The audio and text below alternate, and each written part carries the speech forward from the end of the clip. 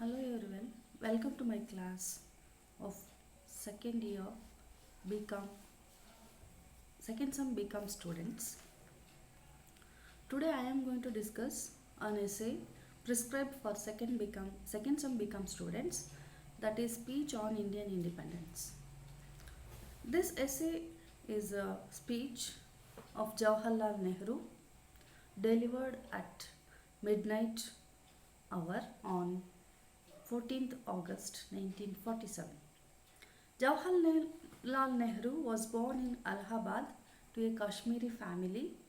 He studied in England at Harrow University School and Trinity College, Cambridge University. In the essay, we see Nehru speaks about India's past, present, and future. He recalls the trials and tribulations the people faced to achieve independence. He praises Mahatma Gandhi as the architect of Indian freedom. He pays tribute to numerous nameless people who fought for sovereignty. The speech is tinged with a sad awareness uh, of the cost of freedom when Nehru makes reference to the partition of the country. The speech strikes on an optimistic note when he looks forward to the country's future. The essay begins with an announcement that India, at the stroke of midnight hour, got freedom. I read out the first paragraph of the essay, that is, long years ago, we made a tryst with destiny, and now the time comes when we shall redeem our pledge, not wholly in full measure, but very substantially. At the stroke of the midnight hour, when the world sleeps, India will awake to life and freedom. Here, Nehru is optimistic at the country's future because we sleep out, we from an old one, we have come out from an old one to the new. The achievement here is referred the independence. The achievement is celebrated with triumphs, and Nehru questions life if people of India are brave enough and wise enough to grasp this opportunity and accept the challenge of the future. Because freedom brings power and responsibility, and this responsibility rests upon the assembly, a sovereign body representing the sovereignty of the people of India. Nevertheless, past is over and it is future that beckons us.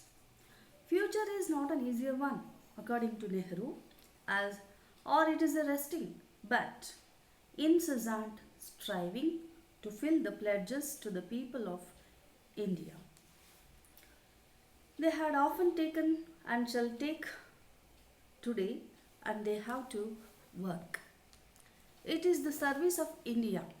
That means service of millions who suffer. It means the ending of poverty and ignorance and disease and inequality of opportunity. The greatest ambition of this greatest man is to wipe everyone's tear from every tear from everyone's eye.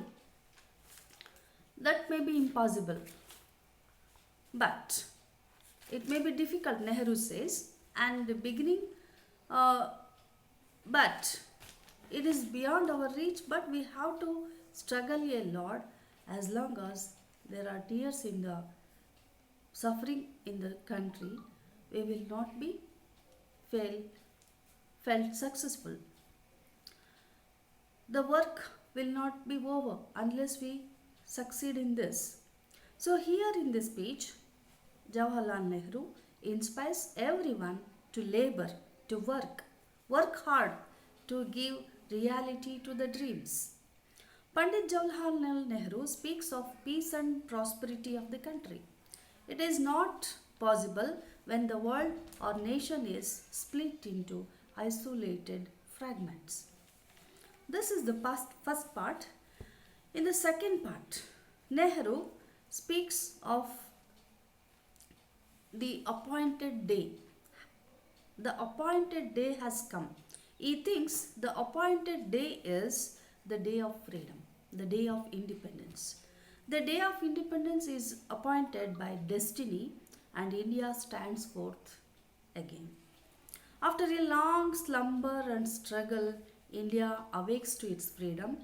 The past clings in some measure. History becomes a new one. Now, new history begins. Pandit Jawaharlal Nehru thinks a new star has arisen for all Asia and for all the world. It is the star of freedom. A new hope comes into being. A vision long cherished is materialized. Now, Nehru hopes that this star will never set and that hope never be betrayed. We rejoice in that freedom even though clouds surround us. Clouds of sorrow, difficulties, problems, unemployment, everything surround us. But this freedom has brought responsibility and we have to face these problems. Nehru remembers in the essay and he calls Mahatma Gandhi an architect of this freedom. He is the father of nation and who is embodying the old spirit of India. Gandhi held the torch of freedom and he lighted up the darkness that surrounded us. He says, he shall never allow that torch of freedom to be blown out. Nehru then talks of the unknown volunteers and soldiers of freedom. They have served India even unto death. He calls the partition of India is cut off of brothers and sisters by political boundaries, who unhappily cannot share the present in the freedom that has come. They are of us and they will remain of us whatever may happen. This is what Nehru wishes and Nehru thinks of the partition. Pandit Nehru speaks about our endeavor, that is to bring freedom and opportunity to the common man and pleasure to all. This is what Nehru hopes for the best and he wants everyone to work hard and we have to come up, we have to bring freedom and opportunity to common man and the peasants and workers of India to fight, to end the poverty and ignorance and disease, to build up a prosperous, democratic, a progressive nation and create social, economic and political institutions which will ensure justice and fullness of life to every man and woman.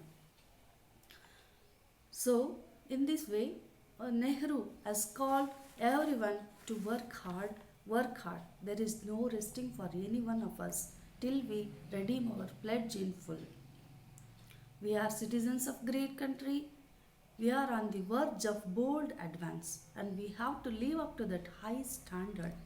All of us, whatever religion we may belong, are equally the children of India with equal rights, privileges and obligations. Nehru says, we cannot encourage communalism and narrow-mindedness, for no nation can be great whose people are narrow in thought and narrow in their action. To the nations and peoples of the world, he sends greetings and pledge ourselves to cooperate with them in futuring the peace, freedom and democracy. Nehru, as a ruler, he was popular for his Panchashila Tattva, where to live in harmony with the surrounding countries. To India, our much loved motherland, the ancient, the eternal and ever new, we pay our great reverent homage when we bind ourselves afresh to her service. Jai Hind. This is how Nehru ends his speech. Dear students, try to read the essay. It's a very wonderful essay and I have given a brief summary of this essay, you may read it and practice, and you find it easier to write the answers in the exams. Good luck. Thank you.